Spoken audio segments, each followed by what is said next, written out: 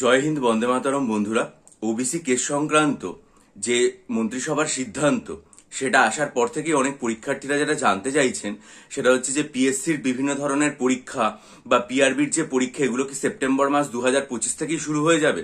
দেখুন, হলে তো খুবই ভালো, তার থেকে আর সব থেকে বড় কিছু হয় না বা আনন্দের কিছু হয় না, কিন্তু সেপ্টেম্বর 2025-এ এই ধরনের পরীক্ষাগুলো হবে কিনা সেটা নিয়ে একটু আশঙ্কার বিষয় আছে। কেন?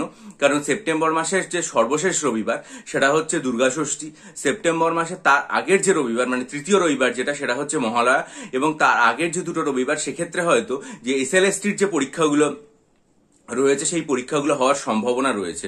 সুতরাং এটা মনে করা যেতে পারে যে সেপ্টেম্বর মাসে সম্ভবত মানে পিএসসির যে সমস্ত পরীক্ষাগুলো হওয়ার কথা ছিল সেগুলো হয়তো হওয়া এই মুহূর্তে সম্ভবপর নয়।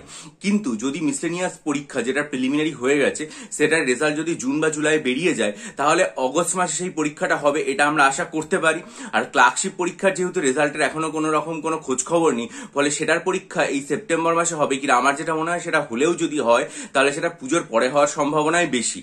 আর এই ইয়েতে কি বলে, যে সমস্ত পরীক্ষাগুলোর ইন্ডিকেটিভ অ্যাডভার্টাইজমেন্ট বেরিয়েছে যেমন ডব্লিউবিসিএস, মিসলেনিয়াস, ক্লার্কশিপ, এমভিআই, তারপরে হচ্ছে আইডিও, যেগুলো সব 2024-এর পরীক্ষা, সেগুলোর নোটিফিকেশন যদি ডিটেলড আসতে হয় সেগুলো মানে জুলাই মাসে সুপ্রিম কোর্টে এই সমস্ত যে ওবিসি কেস সেটা পুরোপুরিভাবে মিটে গেলে তারপরে অগস্ট মাসে আসবে। ফলে এই সমস্ত পরীক্ষাগুলোর ফর্ম ফিল আপ হতে হতে সেপ্টেম্বর বা তারপরে পেরিয়ে যাবে।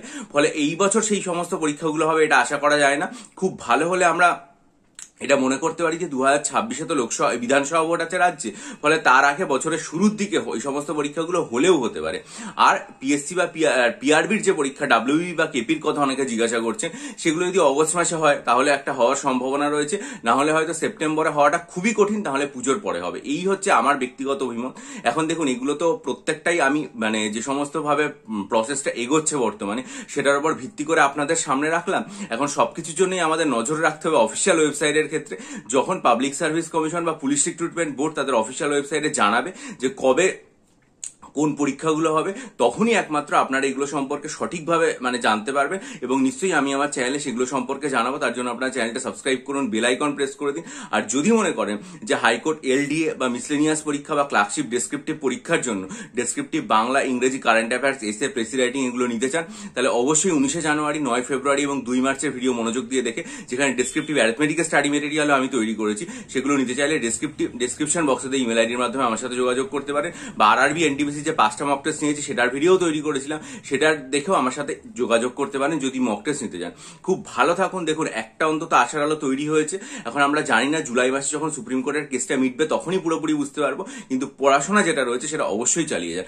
ভালো থাকুন, বিজয়ী হন, সফল হন। ভিডিওটা লাইক করে বন্ধুদের মাঝে ছড়িয়ে দিন, আপনাদের মূল্যবান মতামত দিন এবং অবশ্যই চ্যানেলটা সাবস্ক্রাইব করে বেল আইকন প্রেস করে দিন। ভালো থাকবেন।